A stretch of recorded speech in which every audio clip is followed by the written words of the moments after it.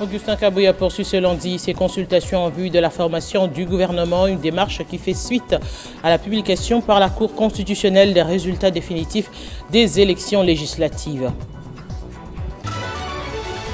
Agressé par le Rwanda via le M23, la République démocratique du Congo se refuse de célébrer la journée internationale de la francophonie ce 20 mars prochain en fustigeant le comportement de la France face au pays de Paul Kagame.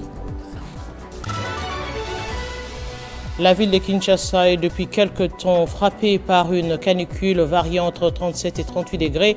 Cet état de choses rend la vie invivable aux nombreux Kinois et Kinoises. Qu'est-ce qui est la base de cette situation et qu'est-ce qu'il faut pour faire pour se protéger contre cette canicule? Les réponses dans ce journal.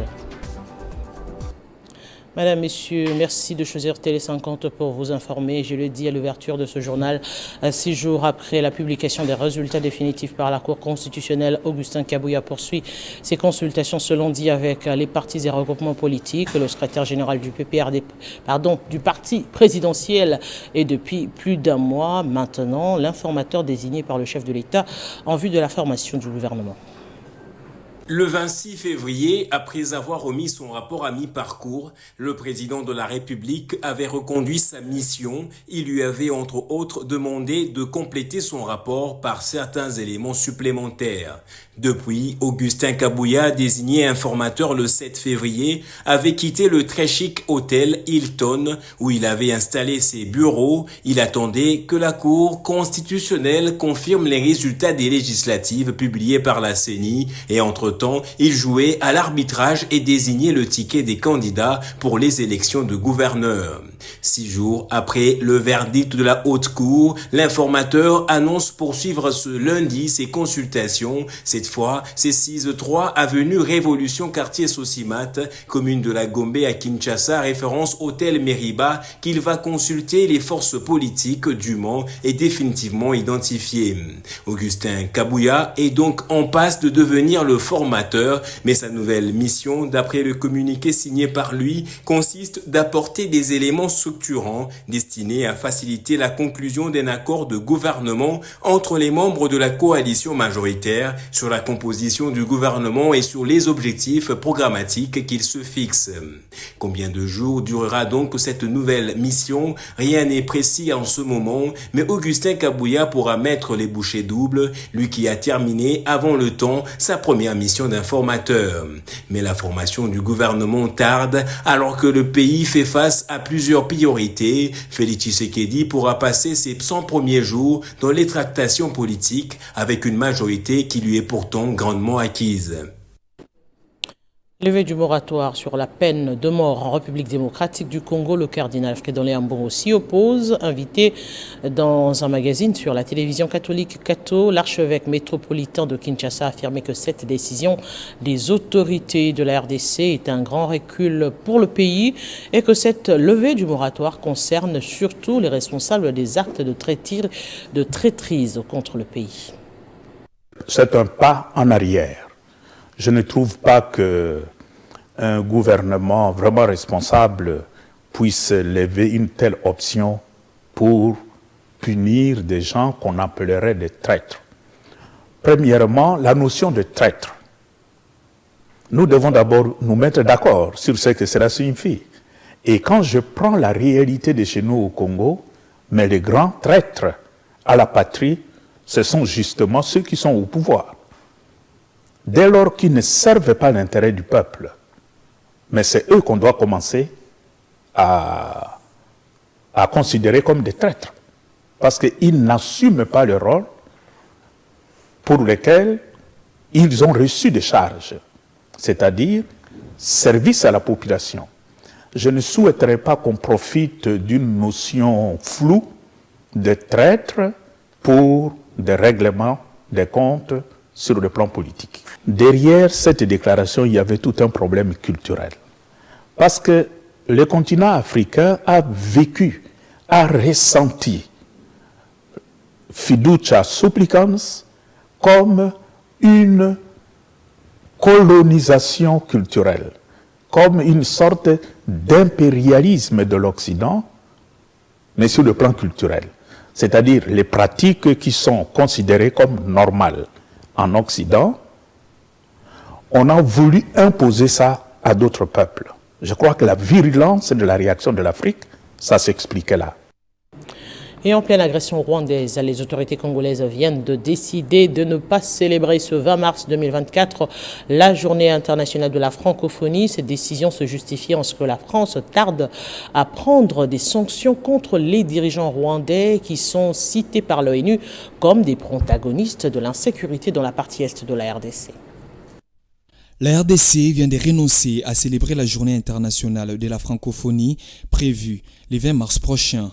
En cause, la situation difficile qui traverse les pays dans sa partie est, marquée notamment par les attaques du M23 soutenues par l'armée rwandaise.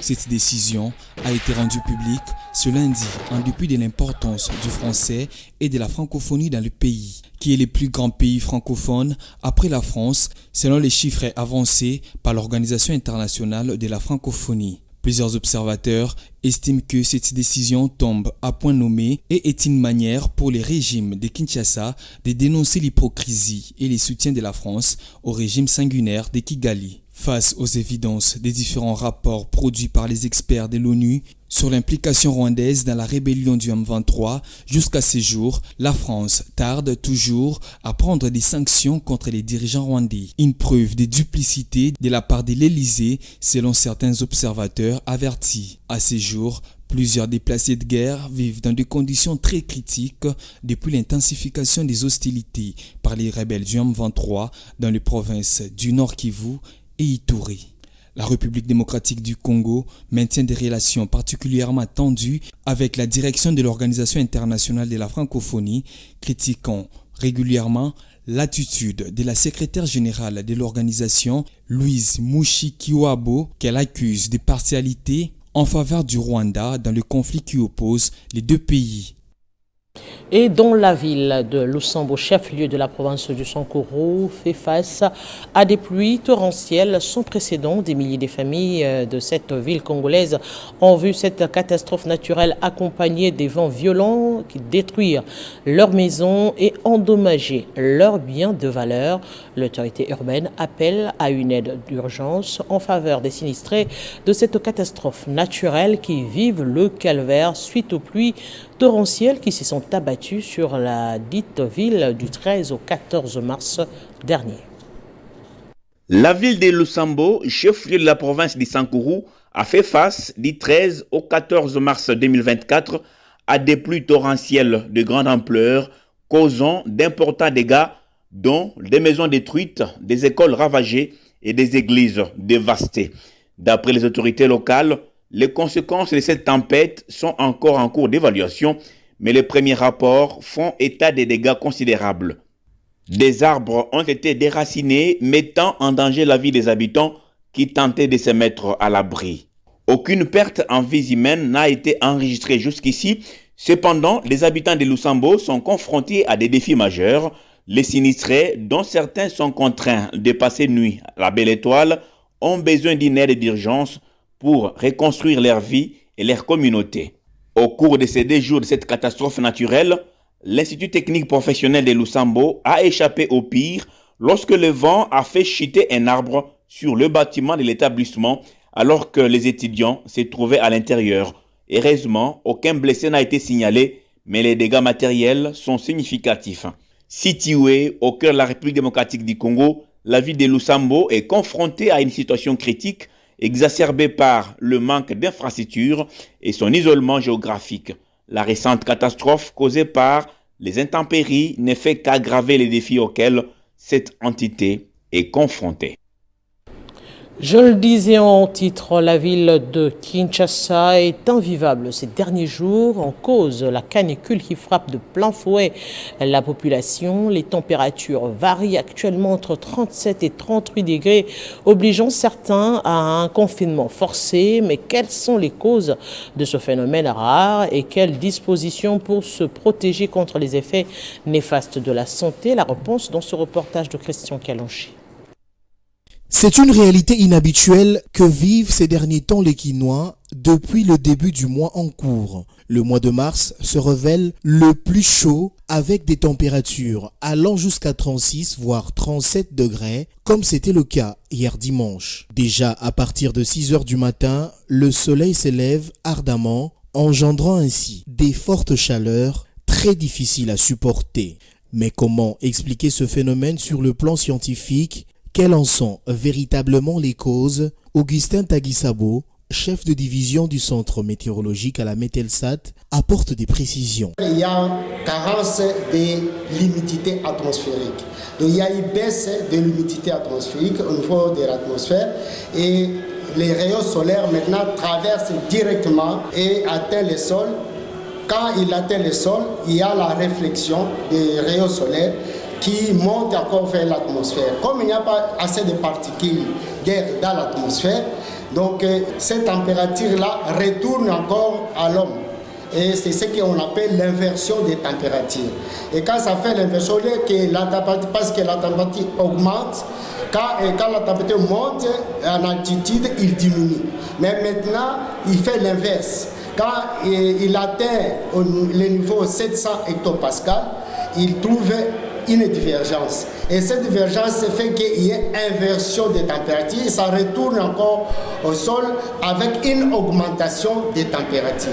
Alors l'homme se trouve maintenant dans cette pression, cette compression-là atmosphérique pour qu'il sente maintenant la chaleur qu'il est en train de subir. Ce phénomène pourrait être source des conséquences néfastes sur la santé humaine, d'où la nécessité de prendre des dispositions ci-après. Nous devons maintenant prendre certaines précautions. Pourquoi? Parce que autant qu'il y a trop de chaleur, autant que aussi l'organisme perd certains éléments que l'organisme en a besoin.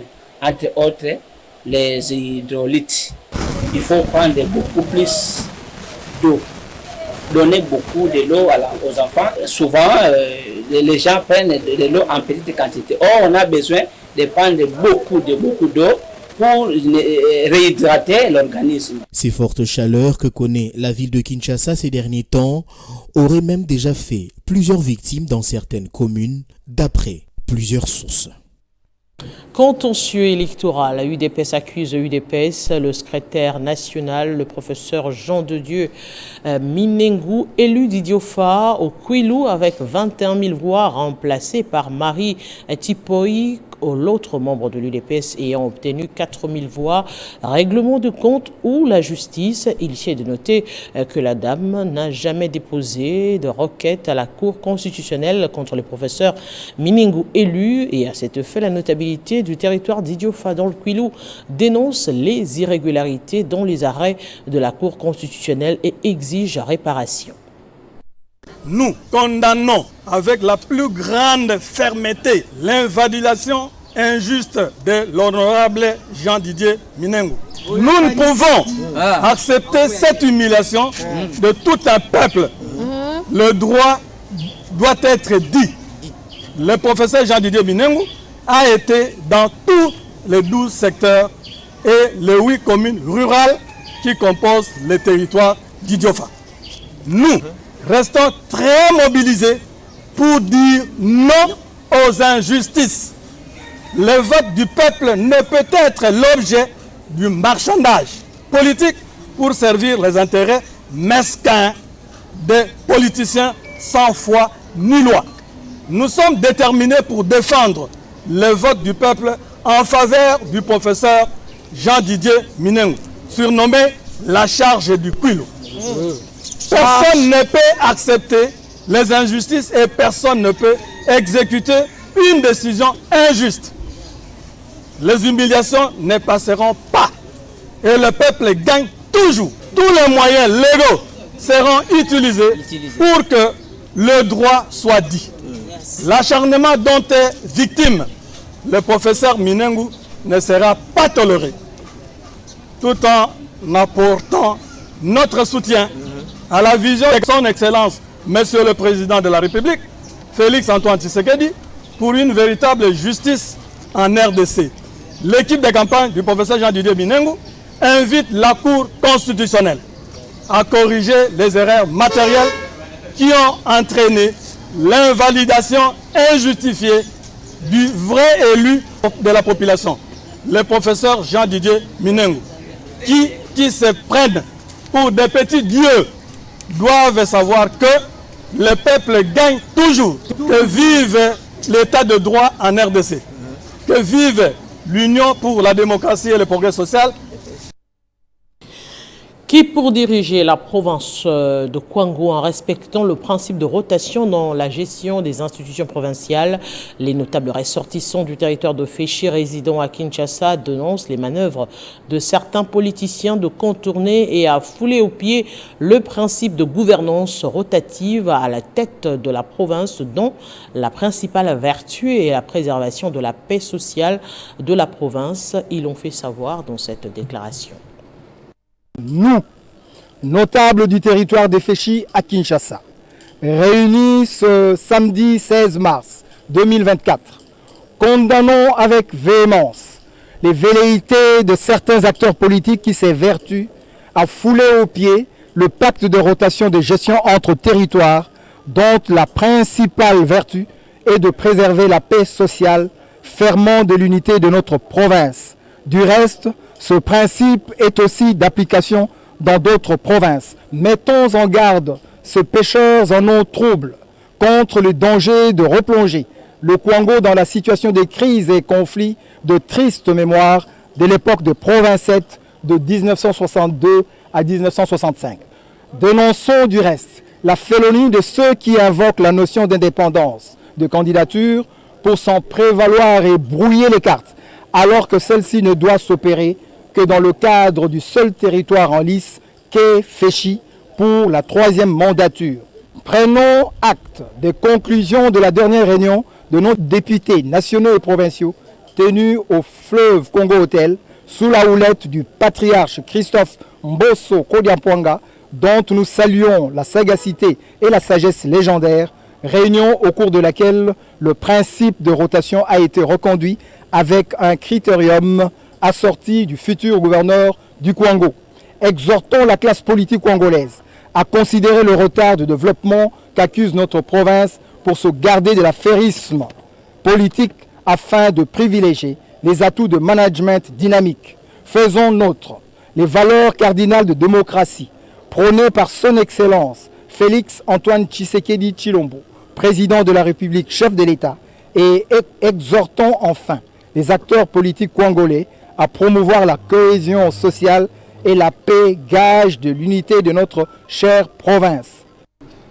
Lutter contre les maladies dans les zones de conflit en République démocratique du Congo, c'est la mission de l'ONG Agir ensemble pour une seule santé.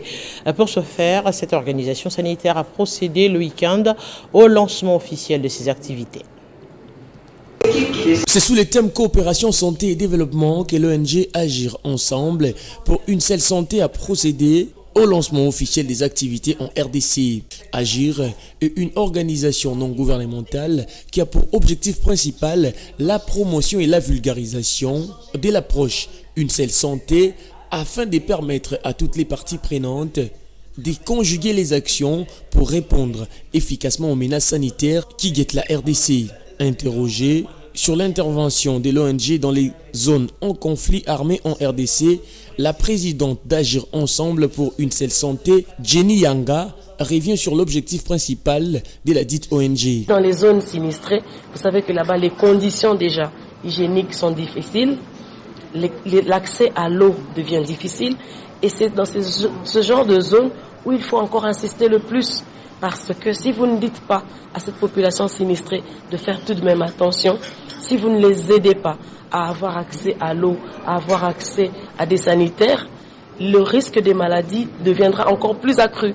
Donc ce sont des conditions difficiles, mais dès que les moyens le permettent, dès que les institutions mères nous enverront sur le terrain, nous ne pouvons pas hésiter à aller apporter ce message, parce que la santé, même lorsque on a des soucis, même lorsqu'on a des conflits, la santé, c'est le plus important. De son côté, Nadège Ngombe, présidente du comité de coordination Une seule santé, trouve ici l'opportunité d'accueillir une nouvelle structure d'appui sanitaire. Nous devons favoriser toutes les activités, les actions au niveau de l'interface homme, animal et environnement, parce que c'est au niveau de cette interface plutôt, que l'on observe qu'on a beaucoup de cas de maladies qu'on appelle émergentes et réémergentes. Une nouvelle approche sanitaire en RDC afin de pallier aux différentes menaces sanitaires. Allez, on va parler sport. Les 13e Jeux africains se poursuivent à Accra. Plusieurs disciplines allaient représenter.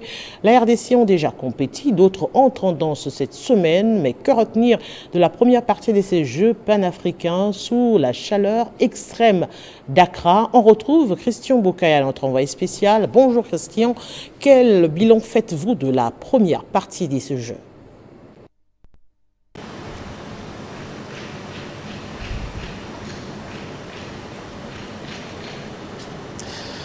Ouf, comme il fait très chaud ici à Accra, je dirais plus chaud même qu'à Kinshasa, mais cette chaleur n'empêche pas aux Jeux africains de pouvoir poursuivre leur bon nombre de chemins. S'il faut faire un bilan à mi-parcours, il faut dire que jusqu'ici, les tableaux de médailles restent bien sûr dominés par les pharaons d'Égypte qui ont gagné 150 médailles, dont 90 en or. Les pharaons s'étaient en tout cas bien préparés pour ce jeu panafricain, contrairement à d'autres nation, à l'instar de la RDC, qui a été généralement trahi par la préparation. La préparation n'a pas été à la hauteur de la compétition. La preuve, nous n'avons gagné que 4 médailles en bronze, bien sûr, le 4 médailles qui étaient gagnées jusqu'ici par les Léopards lutte. Et vous savez, la RDC est classée avant-dernière, soit 29e au classement général. Derrière la RDC, c'est bien sûr le Burkina Faso. Le Burkina Faso qui ne compte que 3 médailles dans son escarcelle. Dans l'ensemble, c'est bien sûr l'Afrique du Nord qui a un résultat positif. Mais bon, on va voir un peu ce que ces léopards vont nous proposer, puisque ce ne sont pas toutes les disciplines qui avaient compéti lors de la première semaine. En gros, ce que je peux dire par rapport au bilan, c'est ça. Sinon, dans l'ensemble, ces jeux se déroulent bien. Toutes les délégations se sentent à l'aise jusqu'ici. Tout athlète dans chaque discipline essaie de donner le maximum, pourquoi pas pour hisser un peu haut les drapeaux de chaque pays. Mais oui, Christian Bokaya, est-ce que la RDC a encore de la chance de gagner des médailles pour améliorer son classement dans ces Jeux africains?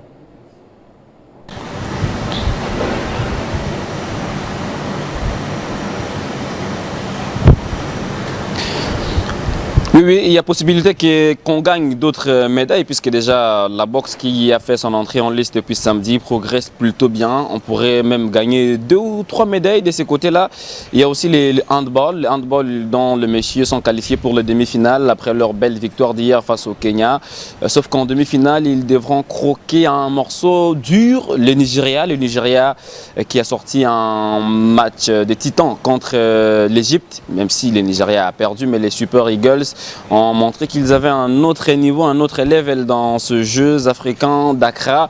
Mais là, nous attendons bien sûr ce que les poulains de Francis Touzolana vont nous proposer, puisque je rappelle aussi que cette équipe de handball est très bien organisée. On sent quand même que les athlètes jouent avec beaucoup d'engagement, ils jouent avec beaucoup de dévouement et ils veulent bien jouer la finale pour essayer un peu d'améliorer en fait leur classement dans ce Jeux africain, puisque en 2019, les Léopards avaient atteint le dernier carré, sauf qu'ils n'avaient pas fait mieux. Cette fois-ci, ils veulent aussi prendre une médaille et ça passe bien sûr par le match du Nigeria. Il faudra bien le négocier, même si l'équipe en face, je le disais, ne viendra pas en victime expiatoire, mais il ne faudra pas non plus enterrer la République démocratique du Congo. Outre le handball, il y aura également le basketball 3x3 avec les dames qui vont faire leur entrée en liste tout à l'heure. Ce sera bien sûr contre l'Algérie et puis les hommes à 16h déjà, RDC, il sera 17h, devrait aussi entrer en danse. Il y a aussi les tennis qu'il faudra surveiller, des disciplines comme ça qui pourront nous apporter des médailles. Bon, si toutes ces disciplines négocient bien ces derniers virages de la compétition, on pourrait pourquoi pas compter déjà plus de 8 médailles. Mais ce qu'on attend jusqu'ici, c'est bien sûr la médaille d'or, parce que ce qui améliore un tout petit peu les classements, c'est la médaille d'or. Vous pouvez avoir autant de médailles en bronze, mais les nations qui ont plus de médailles en or, ce sont celles-là qui sont mieux classées, on peut le dire ainsi. Nous vous disons grand merci Christian Boukaya pour tout ce résumé de chaque lundi comme d'habitude. Alors prenez un peu beaucoup d'eau parce qu'il fait aussi extrêmement chaud du côté d'Accra au Tchad. Ici on revient avec le rappel des principaux titres. D'un nouveau gouvernement, eh bien, Augustin Kabouya débute ce lundi des entretiens avec des responsables des partis et regroupements politiques de la majorité. Entre la chaleur, le soleil, la canicule frappe de plein fouet la ville de Kinshasa, une situation invivable pour la population de la capitale. Dans ce journal, vous avez suivi quelques conseils de santé. Eh bien, les dirigeants rwandais cités par l'ONU comme des protagonistes de l'insécurité dans la partie est de la RDC, mais la France tarde à prendre des sanctions contre le Rwanda et face à cette injustice, les autorités congolaises ont décidé de ne pas participer à la célébration de la journée de la francophonie ce 20 mars. Eh bien, vous l'avez compris, hein, Accra, c'est plutôt au Ghana et non au Tchad. Eh bien, avec nous ici, on revient sur la deuxième partie de ce journal qui est la revue de presse.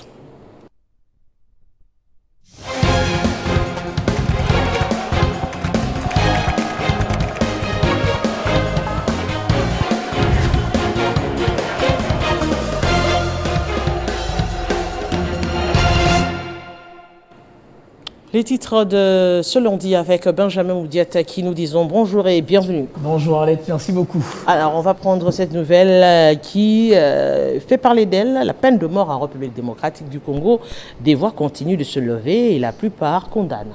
Eh bien Arlette Boutella, on doit se le dire, hein, depuis l'apparition de la circulaire datée du 13 mars 2024 qui rétablit la peine de mort en République démocratique du Congo, eh ben, ça crie de partout entre le pour et le contre. Le journal Econews a titré à la une en RDC, le rétablissement de la peine de mort passe pour une pilule amère, Arlette. Pour ce média, il y a de controverses. Les réactions se multiplient après les récentes informations selon lesquelles le gouvernement de la RDC envisage de reprendre les exécutions après une interruption de 2 décennies, Arlette.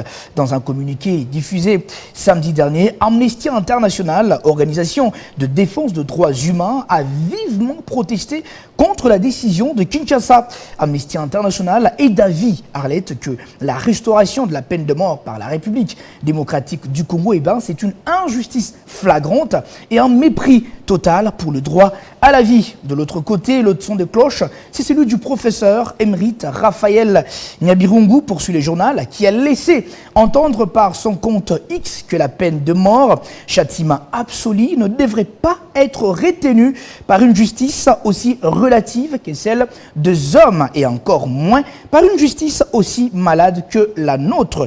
Et pour finir, Arlette, prenons par ricochet l'avis du cardinal Fridolin Ambongo, je l'ai même suivi dans votre journal, le journal Africa News l'a mise à la une avec comme titre « Le cardinal s'y oppose et le fait savoir, peine de mort, un pas en arrière ».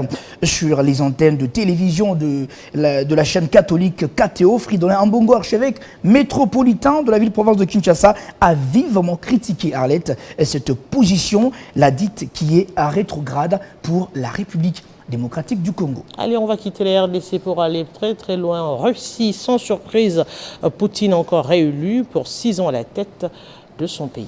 Justement, Arlette Boutella, c'est même le titre à la une du média français en ligne France 24. Ce média souligne que le président sortant Vladimir Poutine est donné victorieux avec plus de 87% de voix à la présidentielle russe après dépouillement des 99% de bureaux de vote. Ce scrutin de 3 jours, enchaîne l'article, a été marqué par de bombardements ukrainiens, on doit quand même le souligner, des bombardements meurtriers et des incursions de combattants armés, ainsi que par des actions de protestation dans plusieurs bureaux de vote. C'est même pas si ici à Télé 50 ou dans d'autres bureaux de vote, il y avait des électeurs qui renversaient des encres dans des urnes. Ce scrutin de 3 jours, selon France Info, qui a aussi mis le sujet à la une, Arlette Boutella, en titrant présidentiel en Russie, c'est ce qu'il faut retenir de la large réélection bien sûr, sans surprise, de Vladimir Poutine.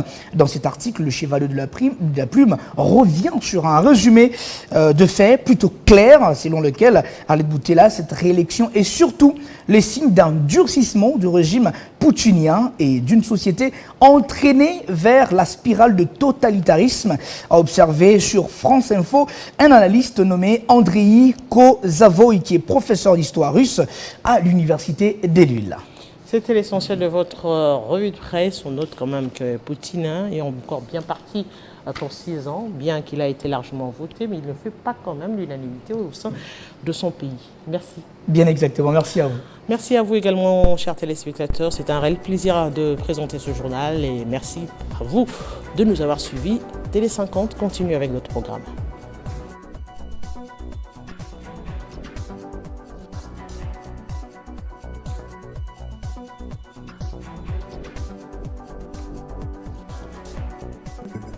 Retrouvez toute l'actualité en continu sur www.tele50.cd.